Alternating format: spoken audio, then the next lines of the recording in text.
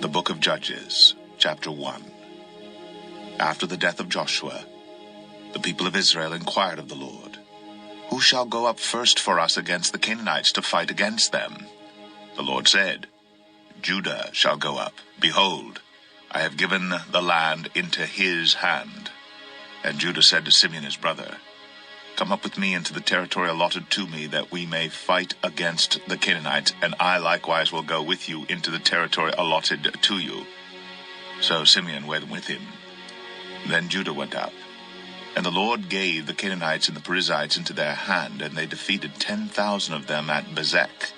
They found Adoni-Bezek at Bezek, and fought against him, and defeated the Canaanites and the Perizzites. Adoni-Bezek fled, but they pursued him, and caught him, and cut off his thumbs and his big toes. And Adoni-Bezek said, 70 kings with their thumbs and their big toes cut off used to pick up scraps under my table. As I have done, so God has repaid me. And they brought him to Jerusalem, and he died there. And the men of Judah fought against Jerusalem, and captured it, and struck it with the edge of the sword, and set the city on fire. And afterward the men of Judah went down to fight against the Canaanites who lived in the hill country, in the Negeb, and in the lowland. And Judah went against the Canaanites who lived in Hebron. Now the name of Hebron was formerly Kiriath Arba, and they defeated Sheshai, Ahiman, and Talmai. From there they went against the inhabitants of Debir. The name of Debir was formerly Kiriath-Sepher. And Caleb said, "He who attacks Kiriath-Sepher and captures it, I will give him Aksah, my daughter, for a wife." And Othniel, the son of Kenaz, Caleb's younger brother, captured it, and he gave him Aksah, his daughter, for a wife. When she came to him, she urged him to ask her father for a field. And she dismounted from her donkey, and Caleb said to her, "What do you want?" She said to him, "Give me a blessing. Since you have set me in the land of the Negeb, give me also springs of water." And Caleb gave her the upper springs and the lower springs. And the descendants of the Kenite, Moses' father-in-law, went up with the people of Judah from the city of palms into the wilderness of Judah, which lies in the Negeb near Arad. And they went and settled with the people. And Judah went with Simeon his brother, and they defeated the Canaanites who inhabited Zephath, and devoted it to destruction. So the name of the city was called Hormah. Judah also captured Gaza with its territory, and Ashkelon with its territory, and Ekron with its territory. And the Lord was with Judah, and he took possession of the hill country, but he could not drive out the inhabitants of the plain, because they had chariots of iron. And Hebron was given to Caleb, as Moses had said, and he drove out from it the 3 sons of Anak. But the people of Benjamin did not drive out the Jebusites who lived in Jerusalem. So the Jebusites had lived with the people of Benjamin in Jerusalem to this day. The house of Joseph also went up against Bethel, and the Lord was with them. And the house of Joseph scouted out Bethel. Now the name of the city was formerly Luz. And the spies saw a man coming out of the city, and they said to him, "Please, show us the way into the city, and we will deal kindly with you." And he showed them the way into the city, and they struck the city with the edge of the sword. But they let the man and all his family go. And the man went to the land of the Hittites, and built a city, and called its name Luz.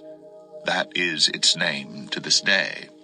Manasseh did not drive out the inhabitants of Beth-shan and its villages, or Tanakh and its villages, or the inhabitants of Dor and its villages, or the inhabitants of Ibleam and its villages, or the inhabitants of Megiddo and its villages, for the Canaanites persisted in dwelling in that land. When Israel grew strong, they put the Canaanites to forced labor, but did not drive them out completely. And Ephraim did not drive out the Canaanites who lived in Gezer, so the Canaanites lived in Gezer among them. Zebulun did not drive out the inhabitants of Kitron, or the inhabitants of Nahalol, so the Canaanites lived among them, but became subject to forced labor. Asher did not drive out the inhabitants of Akko, or the inhabitants of Sidon, or of Alab, or of Akzib, or of Helba, or of Aphik, or of Rehob. So the Asherites lived among the Canaanites, the inhabitants of the land, for they did not drive them out. Naphtali did not drive out the inhabitants of Beth-Shemesh, or the inhabitants of Beth-Anath, So they lived among the Canaanites, the inhabitants of the land. Nevertheless, the inhabitants of Beth-Shemesh and of Beth-Anath became subject to forced labor for them.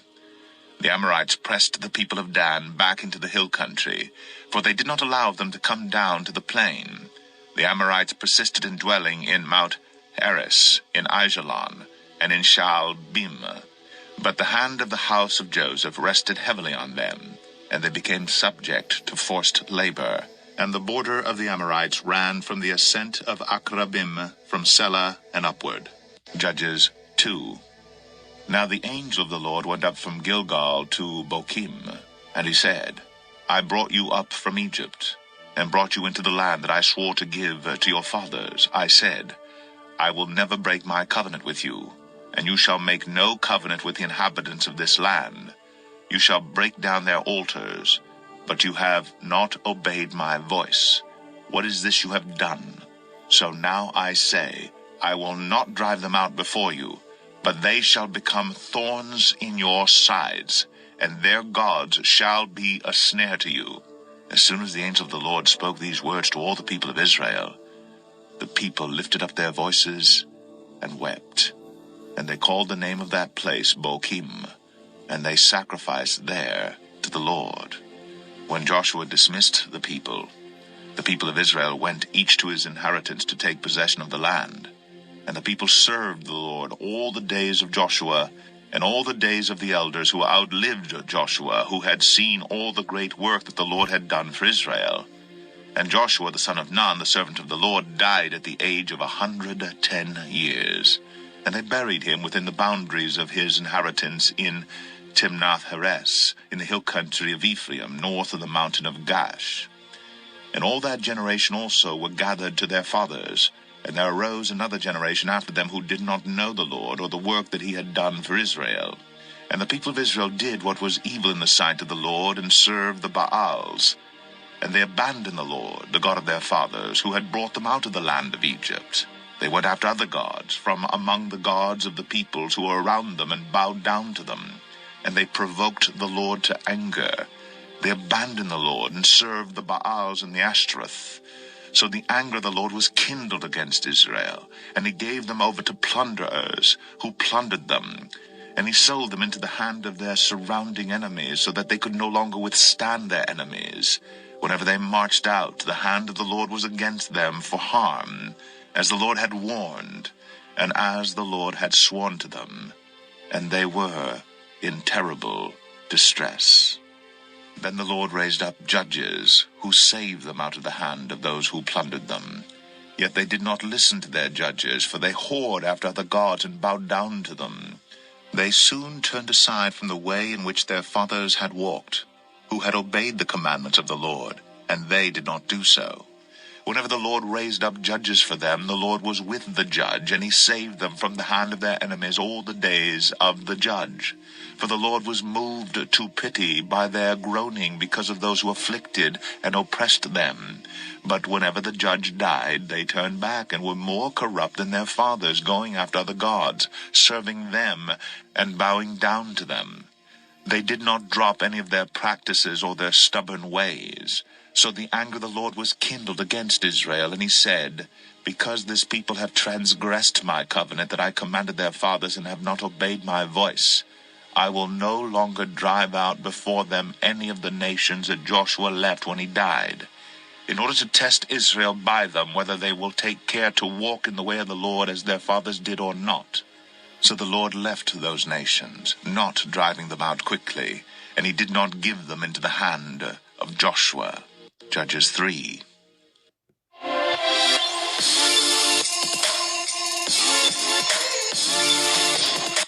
Now these are the nations that the Lord left to test Israel by them, that is, all in Israel who had not experienced all the wars in Canaan. It was only in order that the generations of the people of Israel might know war, to teach war to those who had not known it before. These are the nations, the 5 lords of the Philistines, and all the Canaanites, and the Sidonians, and the Hivites, who lived on Mount Lebanon, from Mount Baal Hermon as far as Lebo Hamath. They were for the testing of Israel, to know whether Israel would obey the commandments of the Lord, which he commanded their fathers by the hand of Moses. So the people of Israel lived among the Canaanites, the Hittites, the Amorites, the Perizzites, the Hivites, and the Jebusites. And their daughters they took to themselves for wives, and their own daughters they gave to their sons, and they served their gods. And the people of Israel did what was evil in the sight of the Lord. They forgot the Lord their God, and served the Baals and the Ashereths. Therefore the anger of the Lord was kindled against Israel, and he sold them into the hand of Cushan-Rishathaim, king of Mesopotamia. And the people of Israel served Cushan-Rishathaim 8 years. But when the people of Israel cried out to the Lord raised up a deliverer for the people of Israel, who saved them, Othniel, the son of Kenaz, Caleb's younger brother. The Spirit of the Lord was upon him, and he judged Israel. He went out to war, and the Lord gave Cushan-Rishathaim, king of Mesopotamia, into his hand, and his hand prevailed over Cushan-Rishathaim. So the land had rest 40 years. Then Othniel, the son of Kenaz, died. And the people of Israel again did what was evil in the sight of the Lord. And the Lord strengthened Eglon, the king of Moab, against Israel, because they had done what was evil in the sight of the Lord. He gathered to himself the Ammonites and the Amalekites, and went and defeated Israel. And they took possession of the city of palms. And the people of Israel served Eglon, the king of Moab, 18 years. Then the people of Israel cried out to the Lord, and the Lord raised up for them a deliverer, Ehud, the son of Gera, the Benjaminite, a left-handed man. The people of Israel sent tribute by him to Eglon, the king of Moab, and Ehud made for himself a sword with 2 edges, a cubit in length, and he bound it on his right thigh under his clothes. And he presented the tribute to Eglon, king of Moab. Now Eglon was a very fat man. And when Ehud had finished presenting the tribute, he sent away the people who carried the tribute. But he himself turned back at the idols near Gilgal and said, I have a secret message for you, O king. And he commanded, Silence. And all his attendants went out from his presence. And Ehud came to him as he was sitting alone in his cool roof chamber. And Ehud said, I have a message from God for you. And he arose from his seat, and Ehud reached with his left hand, took the sword from his right thigh, and thrust it into his belly. And the hilt also went in after the blade, and the fat closed over the blade, for he did not pull the sword out of his belly, and the dung came out. Then Ehud went out into the porch, and closed the doors of the roof chamber behind him, and locked them. When he had gone, the servants came, and when they saw that the doors of the roof chamber were locked, they thought, Surely he is relieving himself in the closet of the cool chamber. And they waited till they were embarrassed. But when he still did not open the doors of the roof chamber, they took the key and opened them, and there lay their lord, dead on the floor. Ehud escaped while they delayed, and he passed beyond the idols and escaped to Seirah. When he arrived, he sounded the trumpet in the hill country of Ephraim. Then the people of Israel went down with him from the hill country, and he was their leader. And he said to them, Follow after me, for the Lord has given your enemies, the Moabites, into your hand. So they went down after him and seized the fords of the Jordan against the Moabites, and did not allow anyone to pass over. And they killed at that time about 10,000 of the Moabites, all strong, able-bodied men. Not a man escaped. So Moab was subdued that day under the hand of Israel, and the land had rest for 80 years. After him was Shamgar, the son of Anath, who killed 600 of the Philistines with an ox goad, and he also saved Israel. Judges 4. And the people of Israel again did what was evil in the sight of the Lord after Ehud died. And the Lord sold them into the hand of Jabin, king of Canaan, who reigned in Hazor. The commander of his army was Sisera, who lived in Harosheth Hagoyim. Then the people of Israel cried out to the Lord for help, for he had 900 chariots of iron, and he oppressed the people of Israel cruelly for 20 years. Now Deborah, a prophetess, the wife of Lapidoth, was judging Israel at that time. She used to sit under the palm of Deborah between Ramah and Bethel in the hill country of Ephraim, and the people of Israel came up to her for judgment. She sent and summoned Barak, the son of Abinoam, from Kadesh Naphtali, and said to him, Has not the Lord, the God of Israel, commanded you, Go, gather your men at Mount Tabor, taking 10,000 from the people of Naphtali and the people of Zebulun, and I will draw out Sisera, the general of Jabin's army, to meet you by the river Kishon with his chariots and his troops, and I will give him into your hand. Barak said to her, If you will go with me, I will go, but if you will not go with me, I will not go. And she said, I will surely go with you. Nevertheless, the road on which you are going will not lead to your glory, for the Lord will sell Sisera into the hand of a woman. Then Deborah rose, and went with Barak to Kadesh. And Barak called out Zebulun and Naphtali to Kadesh, and 10,000 men went up at his heels, and Deborah went up with him.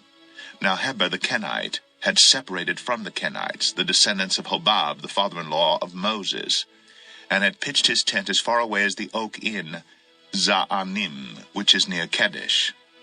When Sisera was told that Barak the son of Abinoam had gone up to Mount Tabor, Sisera called out all his chariots, 900 chariots of iron, and all the men who were with him, from Harosheth Hagoyim to the river Kishon. And Deborah said to Barak, Up, for this is the day in which the Lord has given Sisera into your hand. Does not the Lord go out before you? So Barak went down from Mount Tabor with 10,000 men following him. And the Lord routed Sisera and all his chariots and all his army before Barak by the edge of the sword. And Sisera got down from his chariot and fled away on foot. And Barak pursued the chariots and the army to Harosheth Hagoyim, and all the army of Sisera fell by the edge of the sword. Not a man was left. But Sisera fled away on foot to the tent of Jael, the wife of Heber the Kenite, for there was peace between Jabin the king of Hazor and the house of Heber the Kenite. And Jael came out to meet Sisera and said to him, Turn aside, my lord, turn aside to me, do not be afraid. So he turned aside to her into the tent, and she covered him with a rug. And he said to her, Please give me a little water to drink, for I am thirsty. So she opened a skin of milk, and gave him a drink, and covered him. And he said to her, Stand at the opening of the tent. If any man comes and asks you, Is anyone here? Say, No. But Jael, the wife of Heber, took a tent peg, and took a hammer in her hand. Then she went softly to him, and drove the peg into his temple, until it went down into the ground while he was lying fast asleep from weariness. So he died. And behold, as Barak was pursuing Sisera, Jael went out to meet him, and said to him, Come, and I will show you the man whom you are seeking. So he went into a tent, and there lay Sisera dead, with the tent peg in his temple. So on that day God subdued Jabin the king of Canaan before the people of Israel, and the hand of the people of Israel pressed harder and harder against Jabin the king of Canaan, until they destroyed Jabin king of Canaan. Judges